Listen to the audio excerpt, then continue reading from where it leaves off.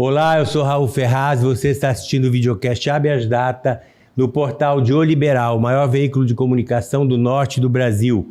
Hoje temos a honra de entrevistar a doutora Maria José Vieira, promotora de Justiça do Ministério Público do Estado do Pará, coordenadora do Núcleo Permanente de Incentivo à Autocomposição NUPEA. Olá, doutora Maria José, como vai? Tudo bem? Olá, Raul, boa tarde a você, obrigada pelo convite, boa tarde também a todos que estão conosco nesse programa de excepcional audiência. É um imenso prazer tê-la aqui, né, para falar de um assunto tão interessante que é a autocomposição, né?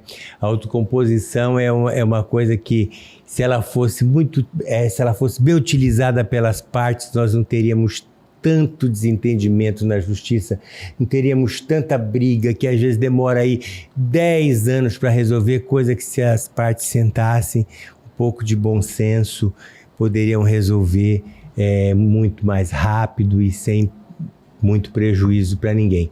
Então a iniciativa do Ministério Público de ter um órgão assim interno que trate desse assunto, que é o NUPEA, é realmente muito interessante e a gente gostaria muito de falar sobre esse assunto. E qual é o trabalho desenvolvido pelo Núcleo Permanente de Incentivo à Autocomposição NUPEA no âmbito do Ministério Público, doutora? Bom, você foi muito feliz na sua introdução. O objetivo é uma política nacional que vem do CNMP. Ela vem do Conselho Nacional do Ministério Público, ela data ainda de 2014. Sim. Nós já temos mais de 10 anos dessa política nacional de incentivo à autocomposição. E no nosso Ministério Público, ela foi implementada em 2018, pela Resolução 003. O Núcleo Permanente de Incentivo à Autocomposição, ele trabalha sobre 3 eixos temáticos.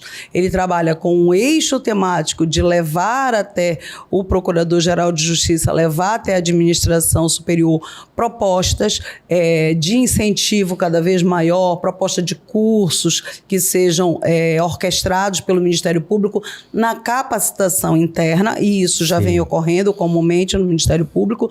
Nós trabalhamos também como apoio e suporte aos membros do Ministério Público, promotores de justiça e procuradores de justiça, levando essas ferramentas que são materializadas, instrumentalizadas, digamos assim, pelo NUPEA, que é a negociação, a conciliação. Nós temos também as práticas restaurativas. Então, nós colocamos essa nova política dialogal à disposição dos membros, servidores e procuradores de justiça no âmbito do Ministério Público. E também temos parcerias externas com universidades, com a academia, com outras instituições também que já promovem a autocomposição.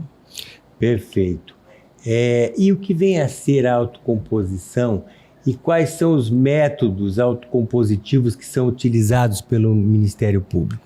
Bom, a autocomposição, o próprio nome já nos remete a um entendimento, que é aquilo que você foi muito feliz ao colocar no início, aquele consenso dialogal. São as partes virem para a resolutividade dos seus problemas, das suas demandas, sem que o acesso à justiça seja o acesso à judicialização, sem que aquele conflito necessariamente tenha que se transformar em um litígio judicial que muitas das vezes demora muito tempo. Então, quando você utiliza dos métodos autocompositivos, como a negociação, como a conciliação e outros instrumentos, outras ferramentas que nós podemos possibilitar às partes para que sentem numa mesa, dialoguem sobre os seus problemas, sejam protagonistas dos seus problemas e das soluções que podem ser apresentadas de forma mais célere, de forma que você promove ali a economicidade, porque não há gasto com custas processuais, que a gente sabe que há necessidade muitas das vezes da movimentação do judiciário com as custas, né, que são onerosas muitas das vezes para as partes. Então, o Ministério Público, dentro dessa política de incentivo à autocomposição, dentro do Núcleo Permanente de Incentivo à Autocomposição, do NUPEA, nós promovemos esse diálogo, atuamos em comunhão com os órgãos de execução, mas também funcionamos como portas abertas, recepcionando o cidadão, recepcionando a população, porque ela espera de nós isso mesmo, é resolutividade dos seus problemas, das suas demandas, da forma mais célere possível, mas sempre dentro daquelas demandas que tratam de direitos fundamentais e direitos fundamentais indisponíveis. Então, saúde, educação, infância, até as questões da improbidade administrativa, que já se admite a negociação a nível de acordos de não persecução civil. O Ministério Público também, na justiça restaurativa, que envolve mais as questões penais, como transação do processo, a suspensão condicional do processo, o acordo de não persecução penal, tudo isso é autocomposição, porque aqui, embora o Ministério Público funcione como parte efetiva, como titular da ação penal, ele senta na mesa para negociar uma não persecução a nível de uma punição, como uma pena talvez restritiva de liberdade. Poderia ser algo muito mais extenso, né, do que aquela, não sei se eu posso chamar assim, daquela responsabilidade que o sujeito vai assumir ali, ou daquela penalidade, mas seria, se aguardasse uma sentença, poderia estar sujeito a uma penalidade muito maior, e numa autocomposição, exatamente, ele vai dentro daquilo que ele pode. Exatamente, você podem, trouxe, né, a compreensão exata. E como a lei possibilita, você sabe, alguns anos atrás seria impossível o Ministério Público sentar para transacionar, principalmente na esfera criminal. Nem numa menor crime, de menor potencial ofensivo, nem no crimes não, nem nas contravenções penais isso era possível. Era impossível. Pelo menos no tempo que eu estudei. No meu tempo também. Era impossível. Nem contravenção penal era possível nós sentarmos ali para transacionar com relação a essa questão de uma sanção penal. Então, hoje, com essa abertura legislativa também, com a própria alteração dentro do Código de Processo Civil, que hoje lá no artigo 3º ele já traz ali nos fundamentos do processo que sejam manejadas as medidas autocompositivas antes mesmo de uma medida judicializada. O próprio judiciário também atua com a mediação, com a conciliação prévia para tentar solucionar o processo sem que essa demanda se estenda por mais tempo do que o necessário. E na esfera penal nós já conseguimos, ao invés da pessoa receber uma pena que antigamente se restringia praticamente à privativa de liberdade, hoje o sujeito, principalmente dentro das práticas restaurativas que nós trabalhamos, ele toma consciência, sim, da responsabilidade da prática do ato dele e que aquele ato infringiu uma determinada norma penal proibitiva, mas ele já pode receber uma outra sanção que se volte em benefício para a própria sociedade. Para a própria sociedade, para a própria vítima. E até uma forma de que ele tome uma maior consciência, continue trabalhando, né? Porque às vezes a pessoa ia lá para a cadeia, ficava lá, passava um tempo, enquanto isso ela não produzia para a sociedade, a família ficava desamparada, o governo tinha que sustentar, tinha que ter toda aquela preocupação estrutural. E a gente sabe que pouco se faz no sentido de reeducação no sistema penal, lamentavelmente. Difíceis, muito difícil de ser. Então eu acho que essa ideia aqui, ela é maravilhosa. Eu acho que vocês estão de parabéns. Mas, doutora, de que forma o Ministério Público materializa em prol da sociedade o uso da autocomposição? Bom, como é que isso funciona na prática? Eu acho que essa é a pergunta principal. Perfeito. Eu só gostaria de fazer um pequeno recorte, se você me permite, para essa colocação que você fez, muito pertinente, por sinal, com relação à vítima. A vítima, ela geralmente fica meio esquecida no âmbito de um processo penal. E com essas medidas autocompositivas, principalmente com a justiça restaurativa, ela procura implementar a participação mais efetiva, mais protagonizada pela vítima. E aí a gente às vezes pode perguntar, mas a vítima, ela quer ter algum momento de diálogo com o autor do fato, ou com aquela pessoa que porventura tenha praticado um crime, ter violado algum direito que lhe pertence? E a gente tem observado na aplicação da justiça restaurativa, que é uma das modalidades da autocomposição que nós trabalhamos no núcleo, é essa satisfação da vítima, não só na questão da composição civil do dano, que muitas das vezes pode gerar uma indenização, mas na compreensão de por que ela acabou sendo vítima daquele determinado ilícito, e em especial nas questões que envolvem violência doméstica e familiar, nas práticas restaurativas que nós utilizamos, da reinserção daquele autor, através do diálogo, através dos eventos que nós promovemos de rodas de conversa com os agressores, para tentar resgatar aquela família, porque o que aquela família quer é resolver o problema e não só a penalização pura e simples. E a prática da justiça restaurativa é um dos meios autocompositivos que nós utilizamos. Eu já vi casos, né, eu advogo assim, ostensivamente, eu já vi casos onde, às vezes, a mulher, não é que ela não quer denunciar porque ela tem medo de denunciar, não. Ela sabe que o marido pode ser preso e ela vai desestruturar ainda mais a família dela, né, quando ela sofre uma violência doméstica. Então, eu acho que essa prática é fundamental. É o acolhimento. É o acolhimento, vamos dizer, o acolhimento, a oitiva, a advertência de que você não deve repetir esse ato, porque senão aí não vai ter mais composição. Exatamente. Né? E outra coisa, é a possibilidade da família se reestruturar. Exatamente, são coisas que acontecem vamos dizer assim, seria um exercício em outras palavras, do perdão, né? Porque, olha, veja, os com delitos, algumas condições, os delitos que envolvem violência doméstica e familiar, eles não permitem aqui a transação penal, não permite medidas despenalizadoras. Mas você foi também muito pertinente em colocar o problema que se instaura no seio daquela família. Então, através dos técnicos que nós temos, que trabalham conosco no NUPEA, assistente social, psicólogo, sociólogo, pedagogo, nós entramos com essa equipe para tentar fazer o resgate, a reestruturação de todo aquele núcleo familiar.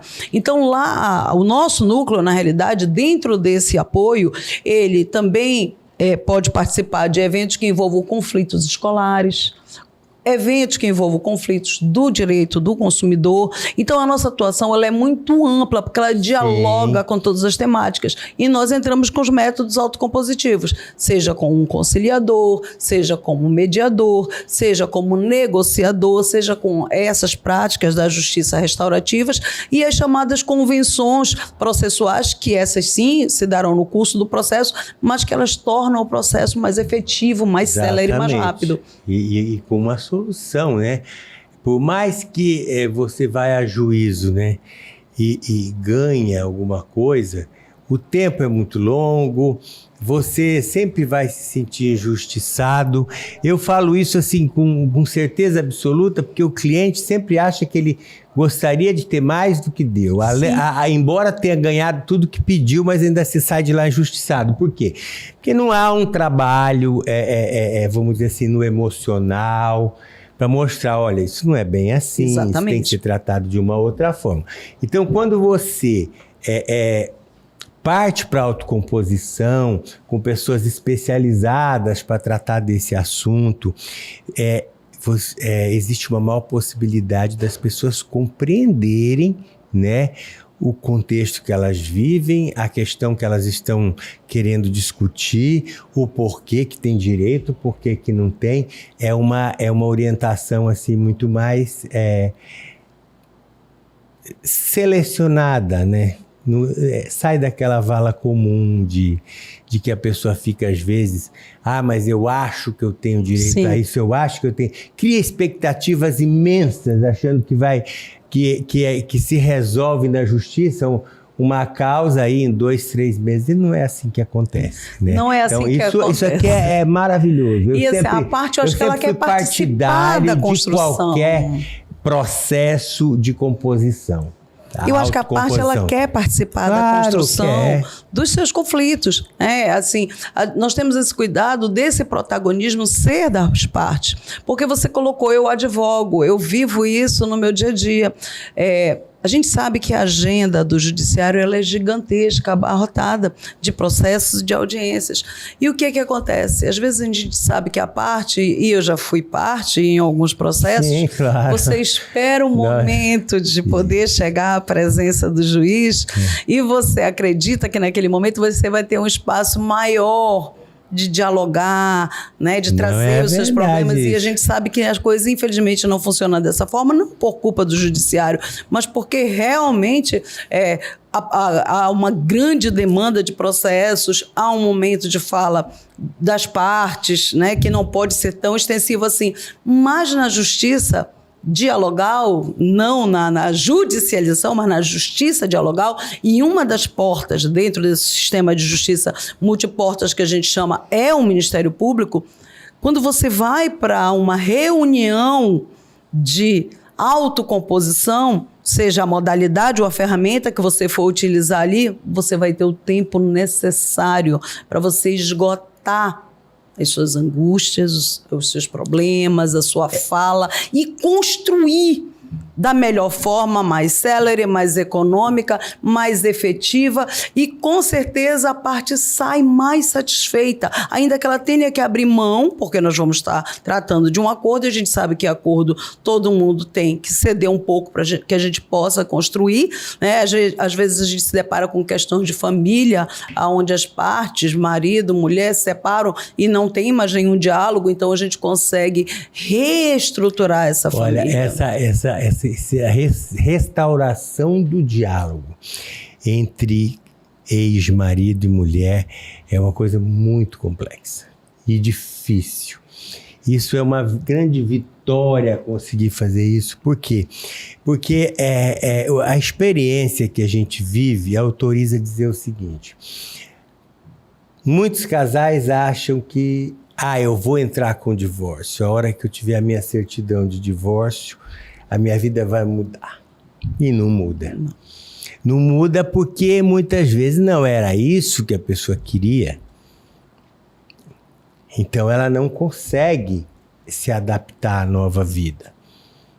Ela continua persistindo em levar um relacionamento à frente que já não existe mais.